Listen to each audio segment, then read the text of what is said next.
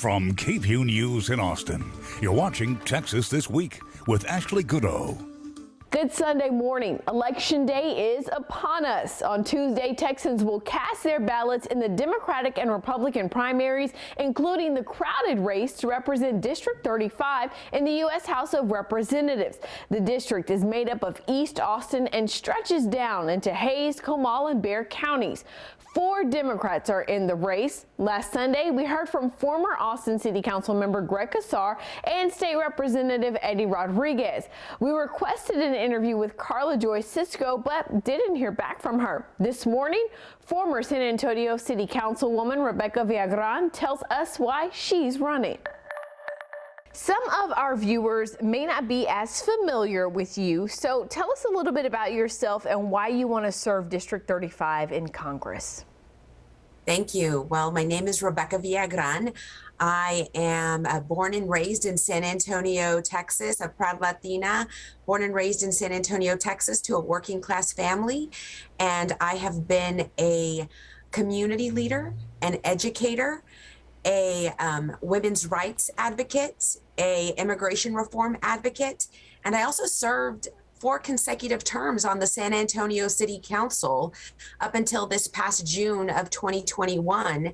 And I am serving I'm looking to represent Congressional District 35 to serve you and all of your families, because I believe that representation matters and there is too much at stake when it comes to the assault on women's reproductive rights, when it comes to affordable housing, when it comes to health care and our climate change and our voting rights, and to make sure that we also protect our students, as well as making sure that we empower our working families. So I believe I have the experience, the education, the qualifications, and most importantly, the heart and the work ethic to represent this very large district, over 100 miles wide, from top to bottom. During your time on the San Antonio City Council, what policy did you move forward that you are most proud of? Well, one of the items that I'm extremely proud of on the San Antonio City Council is what we call the Viva San Antonio Healthy Corner Store Initiative. That is tackling food insecurity in the city of San Antonio. I worked with the San Antonio Food Policy Council as well as the San Antonio Food Bank, because 50% of the census tracts in the council district that I represented were food insecure. And what we made sure is that we partnered with local mom and pop convenience stores in neighborhoods to put fresh fruits and vegetables at a discounted rate in the communities, because we did not have enough grocery stores in the community. So what started with just 5 stores in one part of town has now grown throughout the city of San Antonio to meet the need of food insecurity. This race is gaining national attention, especially among progressives. You have Senators Bernie Sanders and Elizabeth Warren, along with Congresswoman Alexandria Ocasio-Cortez, endorsing Greg Casar. What do you make of those endorsements, and what makes you the better candidate? You know, I am going to be the candidate for Congressional District 35.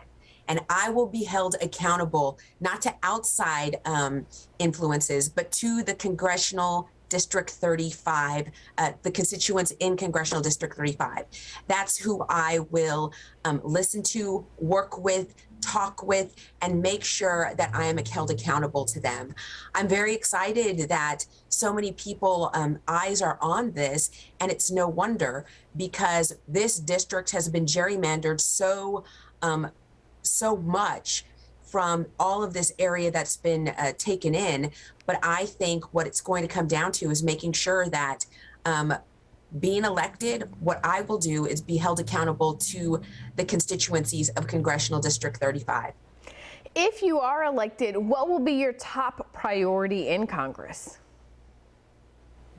Thank you for that question. My top priority in Congress will be to continue to push to pass the Raise the Wage Act, because I believe we need to increase minimum wage. There is no reason why we should have our anybody making in this country only making $7.25 an hour. We need to pass that and then codify Roe versus Wade, because right now the assault on women's rights is felt, especially here in Texas, and we need to make sure that we have that. We codify that to bring some protections at the state level, because I think those are two things that, one, I hear very clearly, but two, that we need to make sure that we get this.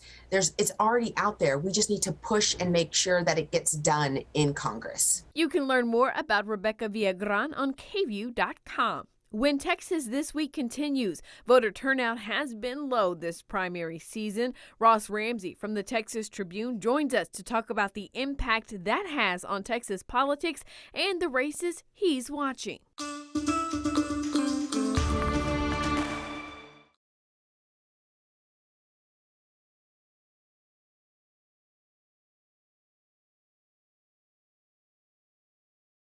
From KVUE News in Austin, you're watching Texas This Week with Ashley Goodo. Welcome back. We are now just 2 days away from the March primary election. There are several big races on the ballot, but the majority of Texas voters seem to be sitting this election out. Voter turnout, which is typically low in the primaries, was especially low during early voting. Ross Ramsey, executive editor and co-founder of the Texas Tribune, joined me to talk about the impact that has on Texas politics. There are interesting races on both the Democratic and Republican tickets this primary. Which races are you closely watching? You know, the top of my list is probably the Republican primary for Attorney General. You have an Attorney General in Ken Paxton, who's had an indictment pending since summer of 2015 that has never really gone to court. Voters have given that a pass once. We'll see if they do it again. But more presently, 14 or 15 months ago, several of the top attorneys in his office went to a whistleblower and then to the FBI and said this guy is using his public office for the benefit of a private donor. That's a charge that Paxton denies, but it's a present tense thing, and it was enough to attract really big competitors. A former Supreme Court Justice, Eva Guzman, a sitting land commissioner, George P. Bush, who's from the most famous family in Texas politics, and a really well-known Northeast Texas congressman named Louis Gohmert, who's familiar with anybody with cable TV. Those guys thought that Paxton was enough trouble to the party that they're challenging him in a primary, and I think in political terms, that's a really big race. What do you make of the tactics by some GOP leaders to unseat incumbents? Because that's happening too. Well, it's interesting. These are all battles over who's more Republican than the other, and it's easy in a general election to say, I'm this kind of candidate and my opponent is that kind of a candidate, because you have an R or a D or an L for libertarians or a G for Greens behind your name. And voters who don't know you by name might say, well, I'm in this party, I'm going to vote for this candidate. It's harder in a primary because you're looking at a bunch of Republicans or a bunch of Democrats. In the Republican Party, there are a lot of people who want to move up, and there are people in their way. A great example is Greg Abbott, who's been in statewide office of some kind or another since 1996 as a Supreme Court justice, as an attorney general, as a governor, and some other people want in, and they're trying to figure out, well, how do I run for governor against somebody like Greg Abbott? Alan West and Don Huffines are examples of people who are trying to run as while saying they're more conservative than the current governor. So they're trying to differentiate themselves like that. When you're trying to draw product differentiations, whether you're talking about hand soap or you're talking about politicians, you talk about why you're better than the other one and why the other one's deficient. And that's what we're seeing in these races. Despite some of these big races, they don't seem to be big enough to actually get voters to the polls. Talk to us about the turnout. Turnout's terrible right now. Through Wednesday, the numbers come in a little bit slowly, but through Wednesday, I think only 4% of registered Texas voters had voted in the Republican primary, and only 2.5% had voted in the Democratic primary. What that means is that if you want to win a Republican primary and only 4% turn out, you only need 2.1% of the state's voters to pick the nominee. So it gives them a lot of power. It gives those people who do vote a lot of clout that was basically handed to them by the so far 94% of Texans who haven't voted. So it's a real problem, but it's a persistent one. We've had this problem in previous elections, even in the 2020 election and the 2018 election, which were both big, high interest elections. We had somewhere upwards of 80% of Texans not voting in primaries. And the thing that I think is most interesting about this particular primary is with the new political maps that we have and, the recent history of Democrats not being able to win statewide elections, this primary is going to have real political consequences for the candidates. Well, I think that's right. It's less and less recent history. The Democrats last won a statewide election in Texas in 1994, and it's been a long time. It's a persistently Republican state. The margins of the Republican victories have dwindled somewhat in the last couple of elections, but wins are wins, and the Republicans are still winning.